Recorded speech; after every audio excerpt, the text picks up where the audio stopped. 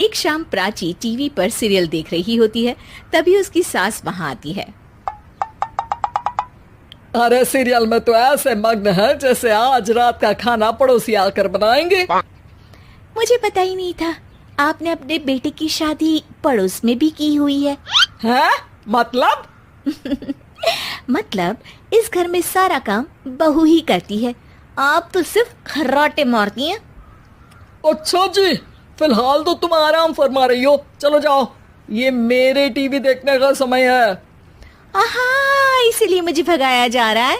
Sorry, अब तो बिल्कुल नहीं जाऊंगी।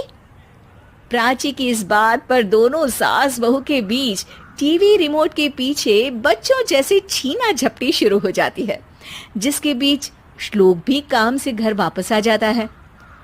हाँ, आज मेरी चूहे बिल्ली की जोड़ी किस बात पर झगड़ रही है? अरे तेरे बीवी मुझे टीवी ही नहीं देखने दे रही। अरे तुम्हारी मम्मी मुझे खाना बनाने के लिए फोर्स कर रही है। अरे वाह, ऐसे बेतुके रीजन पर तो बच्चे भी झगड़ा नहीं करते।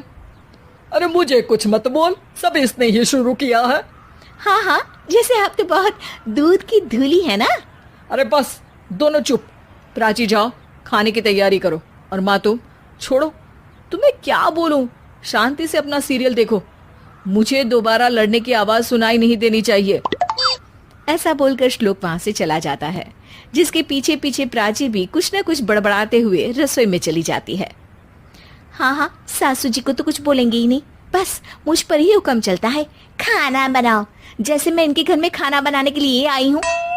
इसी तरह शाम बीतती है और रात को श्लोक और प्राची की सास खाना खाकर सोने चले जाते हैं, लेकिन प्राची गुस्से में कुछ खाए बिना काम में ही लगी रहती है। इस घर में किसी को घंटा फिक्र नहीं पड़ता, मैं खाऊं या भूखी रहूं। प्राची कुछ देर के लिए रसोई से बाहर जाती है और जैसे ही वापस आती है तो वहां दूध का भरा ग्लास देखकर हैरान रह जाती है। फिक्र पूरी है, बस दिखाना नहीं है।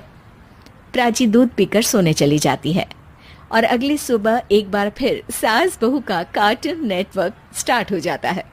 ये तुमने ही किया है। अरे अजीब जबरदस्ती है, मैं बोल रही हूँ मैंने कुछ नहीं किया। दोनों ने मिलकर पूरे घर को पागल खाना बनाया हुआ है। यहाँ कोई नॉर्मल इंसान तो रह ही नहीं सकता, इसीलिए अब पड़ोसी क्या रिश्तेदार भी घर आने से कतराते हैं। और सुन बेटे, तू भी चंगा, तेरी माँ भी चंगी, तेरी बीवी भी चंगी, रिश्तेदार। हाँ जी, आपको नहीं पता क्या, गंगाधर ही शक्तिमान है, रिश्तेदार ही। हाँ हाँ,